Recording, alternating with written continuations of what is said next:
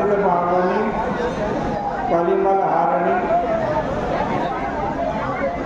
मंगलकारिणी मोक्षदायिनी माँ गंगा मैया का ये पवित्रतम तीर्थ हर की पैड़ी ब्रह्मकुंड है। श्रीमद् भागवत की कथा आप प्रत्येक दिन श्रवण कर रहे हैं। श्रीमद् भागवत जी के दशम स्कंद का आज 80वां अध्याय प्रारंभ कर रहे हैं। परीक्षित ने प्रार्थना की कि महाराज श्री कृष्ण की और कथा सुनाए। उनकी कथा ऐसी है कि जो एक बार सुन लेता और उसका रस जिसको आ जाता वो फिर उससे उपराम नहीं होता।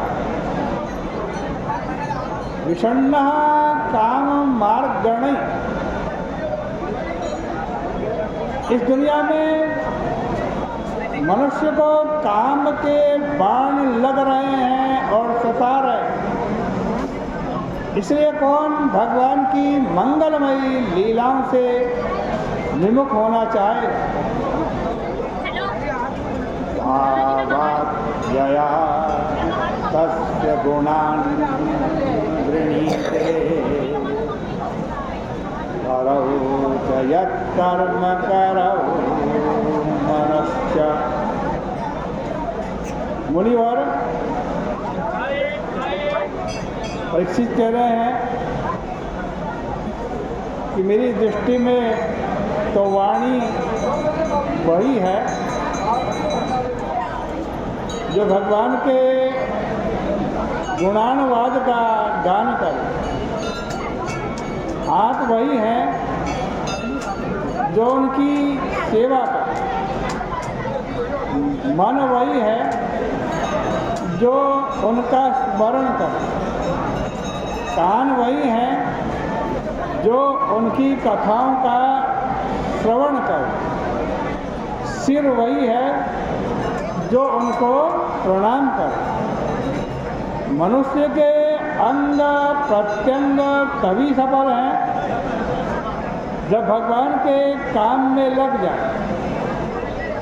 इस प्रकार जब परीक्षित ने कहा तब सुखदेव जी महाराज भगवान के चरित्र का वर्णन करने लगे। कृष्णस्यादि सखा कश्चित् ब्राह्मणो ब्रह्मवित्तम विरक्त इंद्रियार्थेषु प्रशांतात्मा जितेंद्रिय।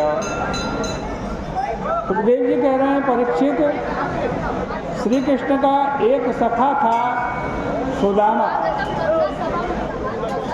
सखा उसको कहते हैं जिसका नाम साथ साथ ही आ जाए। एक का नाम लिया तो दूसरे का नाम झट से आ गए, उसे उसका सखा कहते हैं। सखा माने समान ख्याति वाला। सख्यायते इति सखा।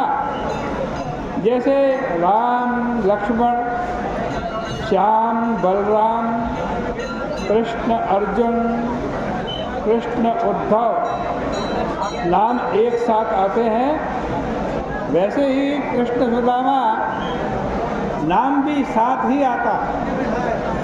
सुदामा ब्राह्मण थे, वेद का विद्वान था और विषयों से उनको वैराग्य था।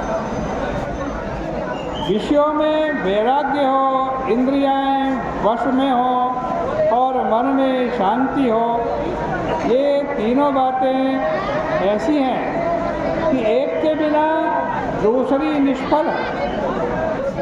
वैराग्य तो खूब हो लेकिन मन चंचल हो तो वैराग्य व्यर्थ हो जाता है। मन शांत होना चाहिए। इसी तरह वैराग्य भी हो, मन भी शांत हो, लेकिन इंद्रियां वश में न हो।